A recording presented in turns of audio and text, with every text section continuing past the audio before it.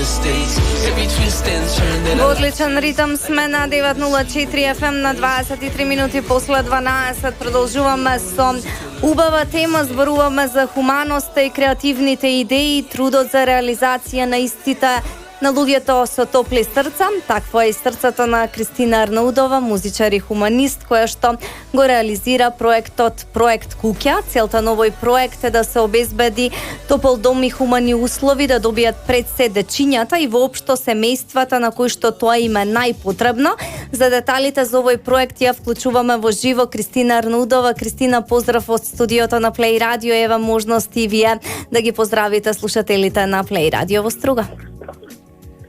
Здраво и од мене, поздрав до сите слушатели на Плей Радио. Ви благодарам денеска што ме побаравте за да се дружиме заедно.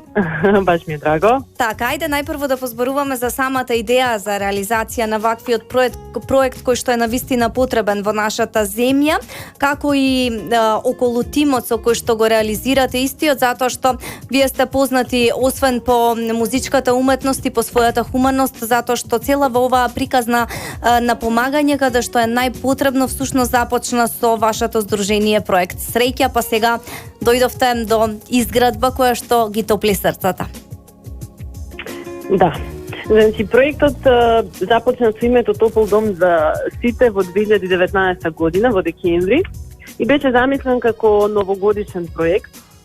За чија намена ние, јас и моите колеги, снимивме новогодишна песна заедно со децата од Дневен центар Шуто Оризари.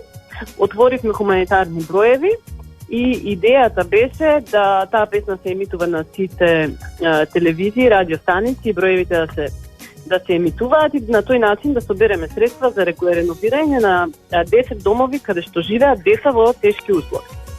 За жал, проектот не е најден успех, значи медиумите скоро да воопшто да не го пуштија, немаше интерес. На пресконференцијата дојдоа двајца новинари и така требаше да го прогласам проектот за неуспешен по некоја логика. Но решив да не се откажам и решив да најдам свој начин како да го реализирам проектот. И така почнав да пишувам мејлови по компании, да се јавувам кај мои пријатели кои што знам дека сакаат да помогнат, кои што се филантропи. И така почнавме, се спремивме за изградба на првата куќа во февруари. Така почна се. Така, со оглед на тоа дека почнавте да ги снимате како емисии токму заради тоа што на тој начин повеќе луѓето ќе бидат информирани, сите оние кои што сакаат да помагаат ќе ве контактираат. Вие веќе ја реализиравте првата емисија каде што обезбедивте соодветни услови за 5 дечиња кои што со својот самохран татко живеа во навистина многу тешки услови. Го запознавте тоа семејство, видовме дека и вие работите на таа куќа. Кажете ми какво беше чувството откако го остваривте ова големо дело? Тоа е првата од 10 куќи со оглед на тоа дека и покрај тешкотиите веќе вие ги имате првите резултати. Идејата за снимање не беше планирана, значи воопшто немав никаква идеја дека тоа ќе се снима. Повеќето од луѓето кои што ја следат работата на Проект Среќа, на моето здружение и на мојата работа, знаат дека многу ретко се сликам воопшто и се појавувам во јавноста каде што било што се гледа што правам. Се трудам да не ги експонирам луѓето на кои што им помагам, бидејќи сметам дека тоа е најхуманото нешто што треба да се направи. Така. Но од кога видов дека компаниите всушност во многу поголем број би се вклучиле во овој проект, решив, окей, ќе го снимаме тоа. Ако тоа значи дека ќе направиме многу куќи и дека ќе им дадеме дом и нормални услови на многу семејства и на многу деца, во ред, тогаш ќе ги снимам. И така почна снимањето. Значи, куќата веќе беше почната да се работи кога ние почнавме да снимаме. Тоа можеби можете да го приметите, иако во емисијата не кажувам. Ама едноставно тоа беше одлука преку ноќ. Се јавив кај Мартин Трпчевски, сите го знаете, Мартин 99, да. И бидејќи јас немам техника, му реков што имаш ти од техника, ајде да почнеме да снимаме. И така тоа беше. Значи работев без никакво сценарио, без екипа позади себе, без никаква логистика, сами јас тој со едно камерче и со едно микрофонче го снимавме сето тоа. Подоцна во монтажата се вклучија New Moment, кои се мои пријатели и пробоно волонтерски го измонтираа материјалот и сега сите можете да го видите тоа. Со оглед на тоа со што располагавме, односно не располагавме, навистина имаме супер производ. Да, навистина една одлична комплетна емисија. Вие оваа приказна всушност ја започнавте пред пандемијата. Што правите сега и како понатаму ќе тече овој проект? Значи, ова се снимаше во февруари, завршивме на 12 март, кога денот кога ја прогласи СДО пандемијата. И како и сите останати, ние мислевме дека ова ќе трае еден месец. И дека после еден месец ние ќе продолжиме, бидејќи веќе имавме најавено, односно на луѓето на кои што треба да ги правиме куќите, ние имавме најавено дека ќе почнеме. Рековме, окей, ќе направиме паузи, кога ова ќе заврши, ќе продолжиме. Но како што знаете сите знаеме што се случува, ова се уште трае и заради безбедноста на сите проектот е ставен на пауза, но јас се надевам и сметам, скоро сум сигурна дека во март ќе продолжиме со работа и дека ќе продолжиме со изградба на куќите. Така, дали може би ќе продолжите да ја гледате емисијата.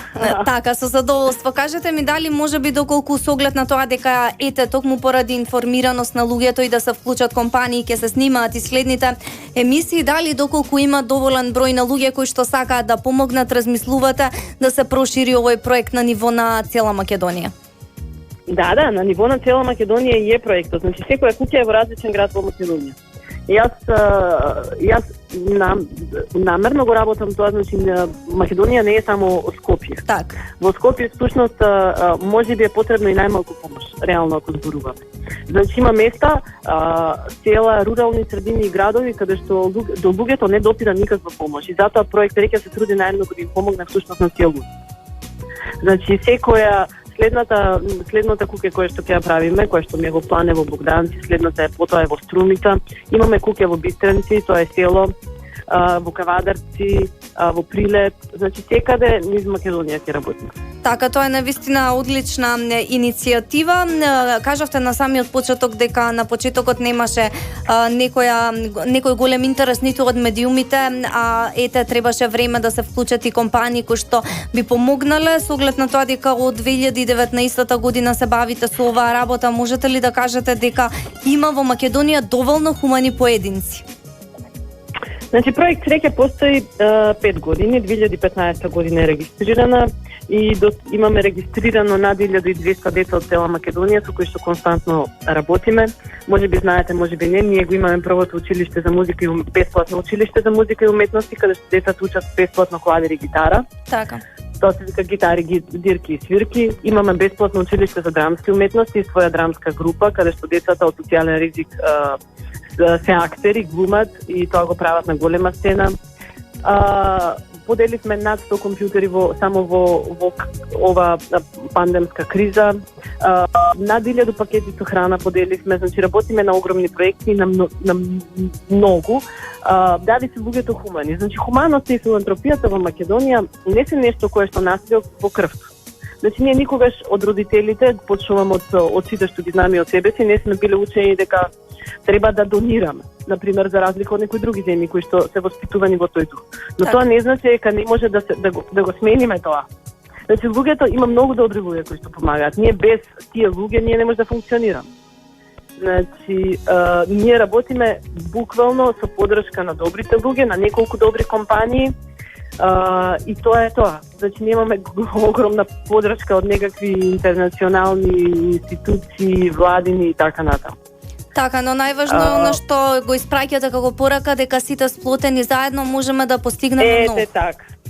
Значи тоа е најбитното што сакам да им го кажам на сите. Луѓето не веруваат дека со нивното мало дело може да направат многу. Верувајте дека можат. Значи има луѓе кои што во оваа куќа донира аспиратор, некој донираше масичка, некој донираше 3000 денари со кои што купивме прво смукалка. Не разбирате што сакам да ви кажам, значи многу мали работи прават една голема работа. И сите заеднички можеме да направиме нешто многу. Едноставно треба само малку да дадеме од себе си. Затоа што не зборувам дека тоа е морално и дека мораме сите тоа да го правиме. Но не е лошо едноставно да се потрудиме ова општество малку да го смениме и да дадеме еднакви услови за сите деца. Еден школски прибор да им дадеме, затоа што некои деца едноставно немаат ни школски прибор. Многу деца не можат да следат онлайн настава затоа што немаат уреди.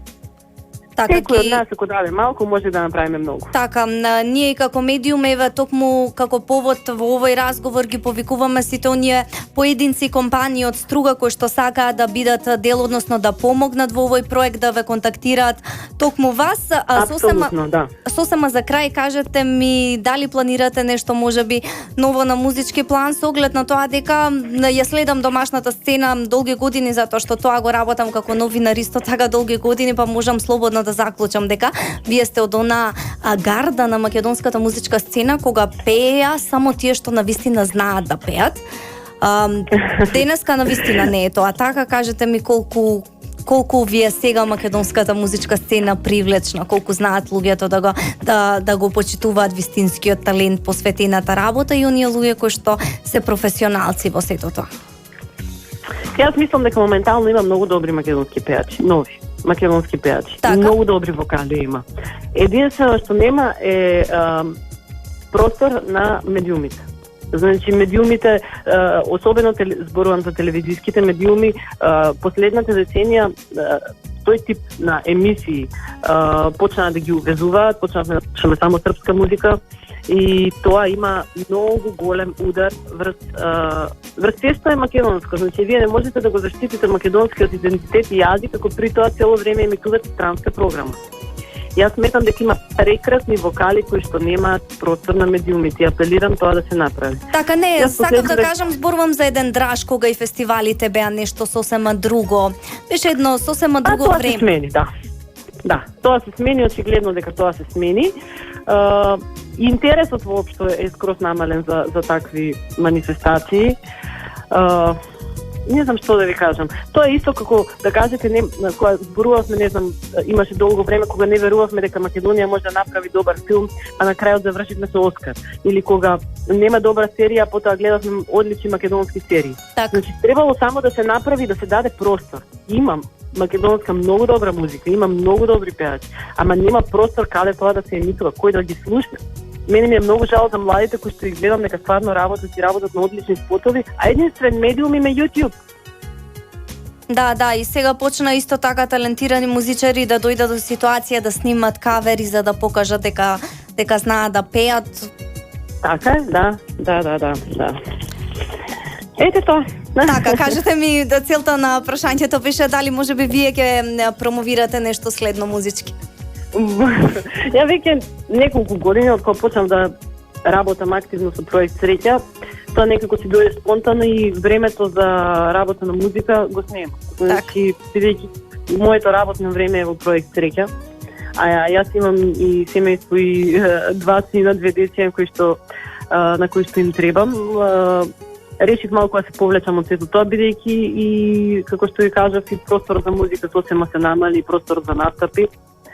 Така да мислам дека сум многу покорисна ако ја работам оваа работа, хуманитарната работа, отколку ако работам како музичар. Им посакувам среќа на новите пеачи, кои што се стварно, ви кажав, има одлични и да дадат се од себе да се борат за својот простор под небото. Не знам дали ќе снимам, може ќе се деси нешто да снимам, ама во моментов немам идеја. Така, Кристина, јас ви благодарам за овој разговор. Се надевам дека во следна прилика кога целата оваа несреќна приказна со коронавирусот ќе заврши, да разговараме тука, да бидете физички присутни во нашето студио и да зборуваме за уште многу успешни проекти. Се надевам, да. Се гледаме за убави работи. Поздрав до сите слушатели и ви благодарам на интервјуто. Благодарам и на вас. Поздрав. Ние сега продолжуваме понатаму. Ова е Play Cafe на Play.